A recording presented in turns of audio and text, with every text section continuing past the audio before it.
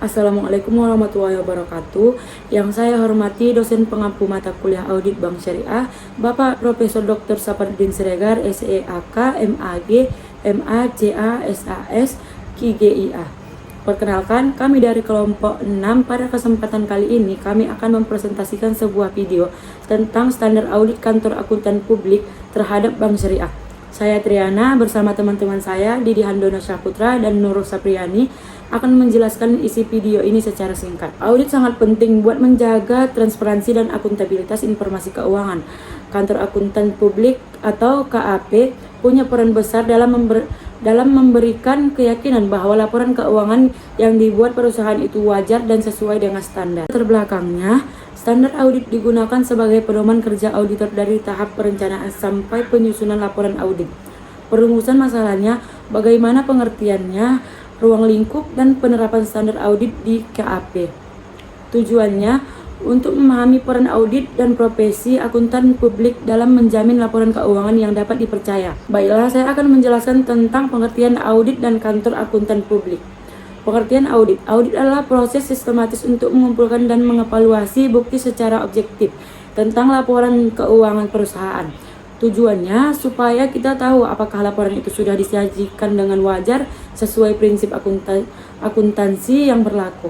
Sedangkan kantor akuntan publik adalah entitas yang didirikan oleh akuntan publik untuk memberikan jasa profesional seperti auditor laporan keuangan, jasa atestasi, dan jasa lain yang sesuai dengan peraturan yang berlaku.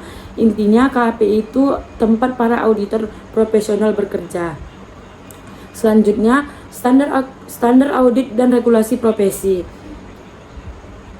Nah, bagian ini menjelaskan tentang standar audit dan siapa yang mengatur profesi auditor di Indonesia.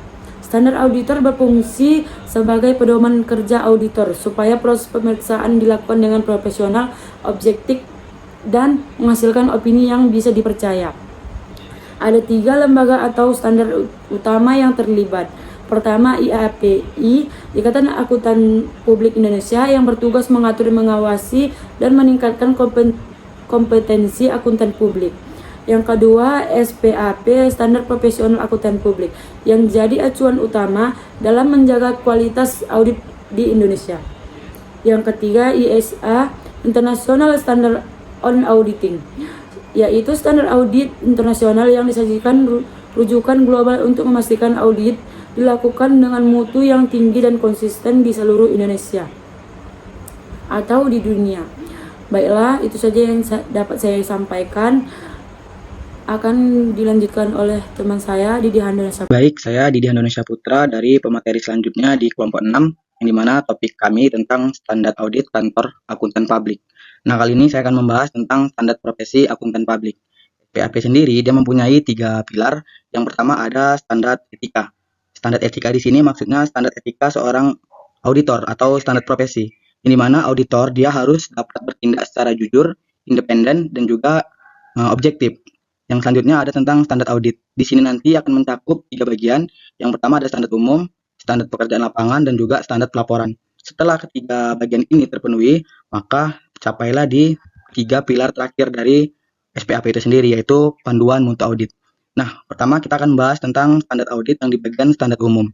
Seorang auditor itu harus mempunyai kompetensi, dalam artian dia merupakan seorang lulusan di bidang akuntansi ataupun keuangan, ataupun dia pernah mempunyai pengalaman di bidang audit. Yang kedua ada tentang independensi. Seorang auditor dia harus mempunyai integritas dari dirinya sendiri. Auditor tidak boleh menerima gratifikasi. Tujuannya apa? Tujuannya agar hasil audit yang ia sampaikan nantinya itu tidak ada diskriminasi dari pihak-pihak tertentu. Karena apa? Karena dia tidak menerima suap ataupun gratifikasi lainnya. Jadi hasil audit yang ia sampaikan itu tetap kredibel sesuai dengan apa yang ia audit. Yang selanjutnya ada tentang kehati-hatian profesional sebagai tolak ukur. Nah, ini tadi, setelah seorang auditor memiliki integritas dalam dirinya sendiri, maka dapat dipastikan hasil audit yang ia lakukan itu cukup kredibel untuk disampaikan. Nah, yang kedua ada tentang standar pekerjaan lapangan. Di bagian ini ada tentang perencanaan audit. Nah, seorang auditor dia harus memahami bisnis kliennya itu sendiri. Kita ambil contoh, semisal di Bank Syariah, auditor ini harus memahami model bisnis dari kliennya. Semisal model bisnis kliennya ini itu tentang pembiayaan yang ada di bank syariah. Maka auditornya juga harus memahami tentang pembiayaan tersebut. Atau contoh lainnya, seorang auditor dia menilai risiko salah saji, ataupun juga dia bisa menyusun strategi audit yang lebih efektif. Nah, yang kedua ada tentang pemahaman pengendalian internal. Auditor dia harus bisa menilai sistem pengendalian yang diterapkan. Kalau dalam bank berarti sistem yang diterapkan di bank itu sendiri. Contohnya kayak mekanisme persetujuan pembiayaan ataupun sistem pelaporan DPK, dana pihak ketiga. Yang selanjutnya ada auditor dia harus mampu untuk mengumpulkan bukti audit yang cukup dan relevan. Dalam artian auditor ini dia mengumpulkan bukti melalui konfirmasi. Ada aduan yang disampaikan ke auditor, kemudian dari dia dikonfirmasi sama auditor aduan tadi, lalu auditor ini setelah mengkonfirmasinya dia mengobservasi aduan tersebut. Setelah diobservasinya, ia memeriksa dokumen yang diajukan dan juga dia bisa untuk mewawancara. Untuk apa gunanya? Supaya bukti yang diajukan tadi dapat akurat atau enggak gitu, dapat dipercaya ataupun tidak. Nah, yang ketiga ada standar pelaporan. Di bagian ini ada membahas tentang penyusunan laporan audit yang jelas. Nah, seorang auditor itu harus mampu untuk menyimpulkan apa yang dia audit dari awal hingga akhir.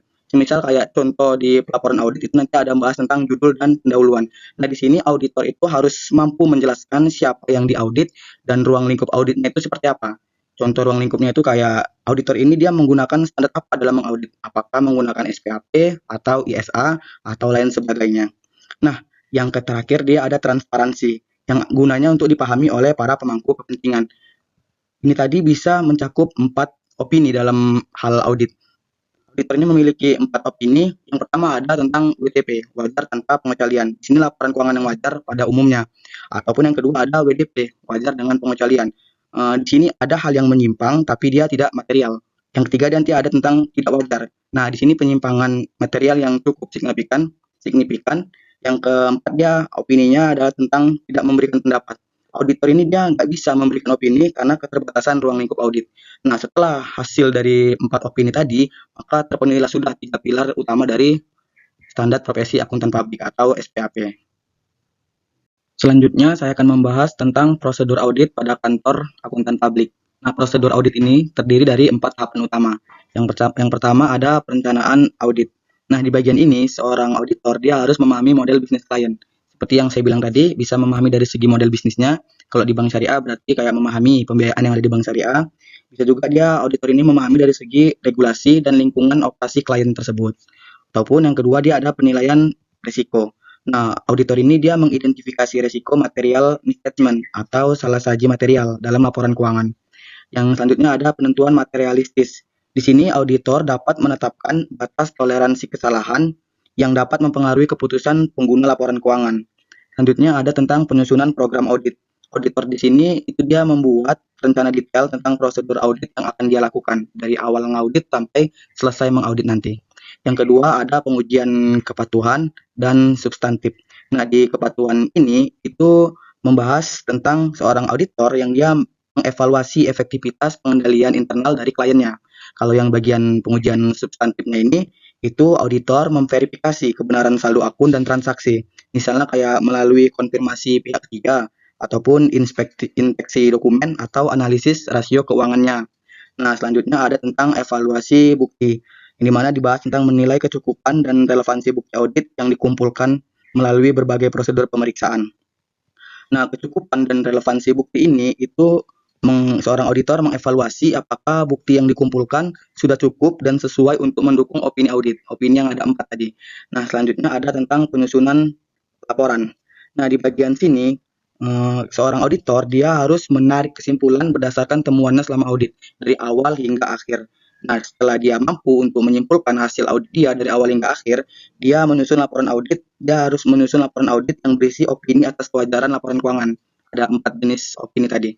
Nah, setelah semuanya sudah dikumpulkan, barulah auditor ini dapat mengumumkan hasil auditnya. Baik, pembahasan yang selanjutnya yaitu mengenai standar laporan audit dan opini. Laporan audit harus disusun sesuai standar pelaporan yang berlaku, mencakup unsur-unsur penting seperti judul, pendahuluan, ruang lingkup, dan opini auditor. Opini dapat berupa wajar tanpa pengecualian, wajar dengan pengecualian, tidak wajar, atau tidak memberikan pendapat. Nah, pembahasan yang pertama yaitu mengenai wajar tanpa pengecualian, yaitu laporan keuangan disajikan wajar sesuai standar akuntansi yang berlaku tanpa adanya keterbatasan atau kelemahan yang signifikan. Yang kedua, wajar dengan pengecualian, yaitu laporan keuangan wajar namun terdapat keterbatasan ruang lingkup atau penyimpangan dari standar akuntansi yang tidak material. Yang ketiga, tidak wajar, yaitu laporan keuangan tidak menyajikan posisi keuangan secara wajar karena penyimpangan material dari standar akuntansi.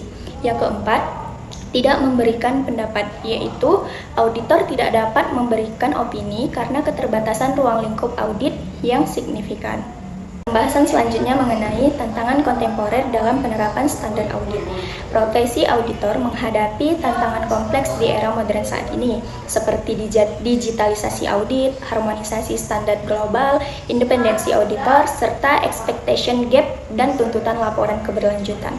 Nah, auditor perlu meningkatkan kompetensi dan beradaptasi dengan perkembangan teknologi. Nah, tantangan yang pertama yaitu transformasi digital. Auditor harus menguasai big data analitik, artificial intelligence, dan sistem audit berbasis teknologi untuk memperoleh bukti audit yang relevan. Nah, yang kedua yaitu harmonisasi standar global. SPAP harus selaras dengan ISA agar kualitas audit Indonesia dapat bersaing di tingkat internasional dan diterima investor secara global. Yang ketiga, independensi auditor. Auditor sering menghadapi tekanan klien dan persaingan ekonomi yang dapat melemahkan independensi dalam memberikan opini. Yang keempat, laporan keberlanjutan. Perusahaan dituntut menyajikan laporan ESG, memerlukan pendekatan audit baru yang belum sepenuhnya terakomodasi standar audit yang ada. Kesimpulan dan saran dari materi ini yaitu, standar audit bukan sekedar pedoman teknis, melainkan fondasi yang menopang kualitas, objektivitas, dan kepercayaan publik terhadap laporan keuangan. Penerapan standar yang konsisten didukung regulasi dan etika profesi menjadikan audit instrumen yang penting dalam mewujudkan tata kelola perusahaan yang baik. Nah, adapun saran yang diberikan yaitu sebagai berikut. Yang pertama, bagi auditor dan KAP, yaitu meningkatkan kompetensi keberlanjutan dalam teknologi audit, big data analitik, dan laporan keberlanjutan. Yang kedua, bagi IAPI dan regulator, yaitu memperbarui SPAP secara konsisten agar selaras dengan ISA dan relevan dengan perkembangan zaman. Yang ketiga, bagi perusahaan, yaitu perusahaan harus memahami peran auditor dengan benar, dukung proses audit secara transparan, dan hormati independensi auditor. Yang keempat, yaitu bagi akademisi, yaitu memperkaya literatur dan penelitian terkait standar audit serta tantangan kontemporer dalam profesi auditor. Baik, mungkin itu saja yang bisa saya sampaikan. Saya akhiri. Wabillahi taufiq wal hidayah. Wassalamualaikum warahmatullahi wabarakatuh.